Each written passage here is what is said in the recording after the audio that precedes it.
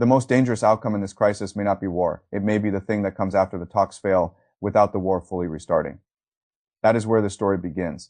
Not with a missile, not with the boarded cargo ship, not with the absent delegation, with a much colder possibility, a world in which there is no real agreement, no true peace, no complete return to war, and yet almost every structural pressure that created the crisis stays alive. That is the scenario the file keeps pointing toward, and it is the one people should fear most because it looks quieter than war while preserving most of the machinery of the next war. That is the master axis. A no-deal new normal, not breakthrough, not breakdown. Stored conflict. Once you read the file through that lens, everything sharpens. The ceasefire extension stops looking like patience and starts looking like drift. The talks stop looking like delayed diplomacy and start looking like choreography without settlement. The humiliation cycle stops looking like noise and starts looking like one more mechanism that keeps a real deal out of reach. And the real question changes too. It is no longer, will there be a deal? It becomes, what kind of system takes shape if there is no deal? But everyone still avoids the open costs of going back to all-out war. That is the central question. And Treta Parsi's probability breakdown answers it more bluntly than most analysts would dare.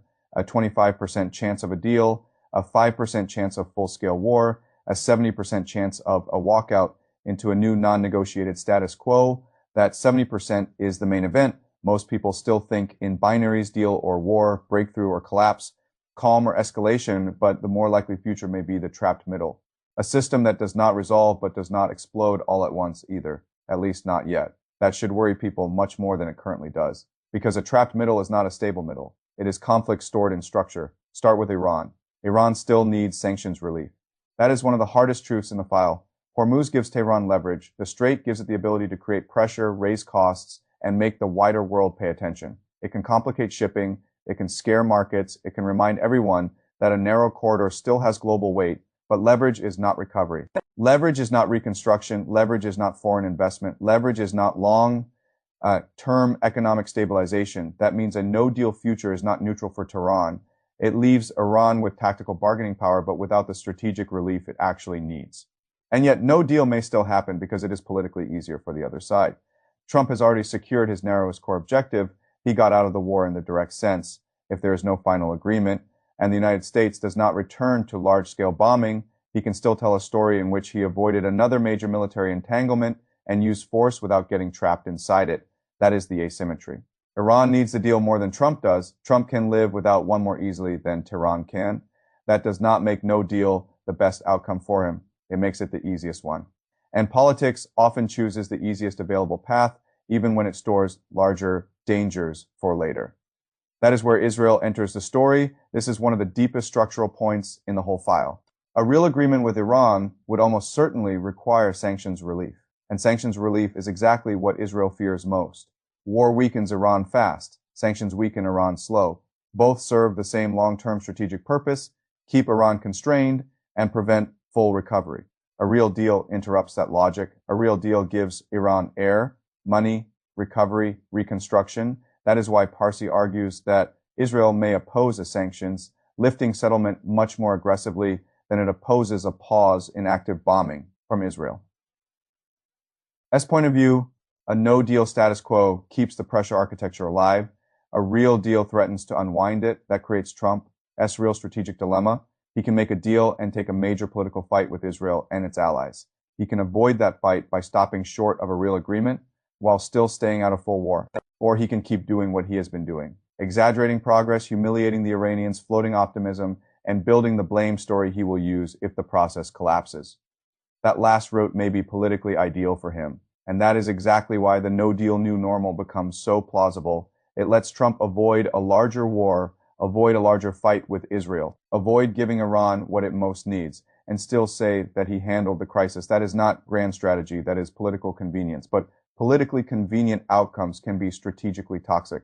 And that is what the no-deal new normal would be. Because in that world, the war is not solved, it is preserved in a quieter form. Iran still controls Hormuz. The United States still has incentives to maintain maritime pressure and sanctions. Israel still has every incentive to intensify sabotage, covert action, and pressure against any drift toward normalization. And every new provocation, every ship seizure, every humiliation move, every signal misread around the strait becomes a possible trigger for renewed escalation. That is not peace. that is stored conflict. And stored conflict is dangerous because it trains governments, media, and markets to misread lower noise as lower risk. It is not lower risk, it is reorganized risk. That is why the boarded cargo ship matters so much. It is not only an insult, it is a preview of what the next phase may look like if no agreement emerges, not a headline, grabbing all out war, a lower intensity coercive environment, seized vessels, maritime pressure sanctions, humiliation politics, Israeli sabotage incentives, constant fragility around Hormuz, a system in which every new incident becomes meaningful because the larger architecture has never been resolved.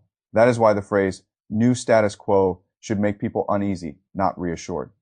A new status quo sounds orderly. What it really means here is that the war survives in structure even if it pauses in spectacle. Now bring Hormuz back into the center, because Hormuz is what turns this from a failed negotiation into a global systemic problem. 1/5 of the world S-oil and LNG passes through the strait. The moment the no-deal new normal hardens, every future seizure, every threat, every act of low-grade pressure sits inside a corridor whose instability flows directly into shipping risk, energy prices, insurance, freight costs, inflation, and politics far beyond the region. That means the no-deal future is not simply a US-Iran problem. It is a world economic problem. And once outside actors begin paying more of those costs, they stop remaining passive observers. That is why China matters. That is why Gulf states matter. That is why every government dependent on stable energy prices matters.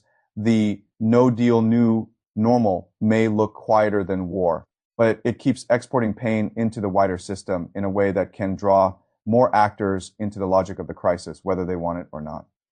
That is another reason it is so deceptive. It feels manageable until the costs spread too far. The file S comments on Lebanon point in the same direction.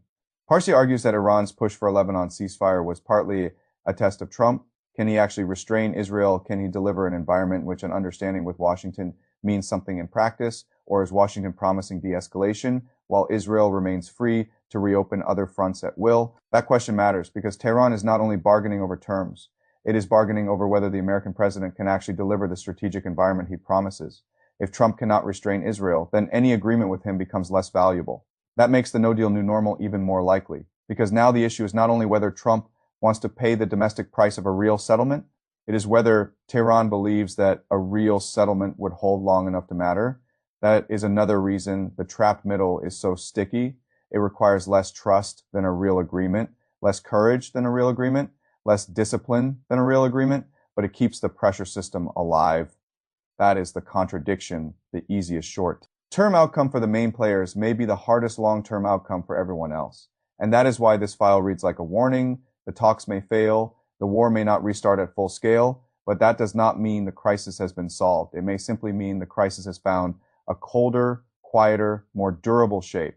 That is the larger judgment. The real danger is not only that Trump as Iran talks may fall apart, it is that their failure may leave behind a no-deal new normal in which sanctions still bite, Hormuz still threatens, Israel still resists settlement, Iran still cannot rebuild, and every future incident sits inside a system already prepared to turn pressure back into escalation. That is not peace. It is conflict preserved in the wiring.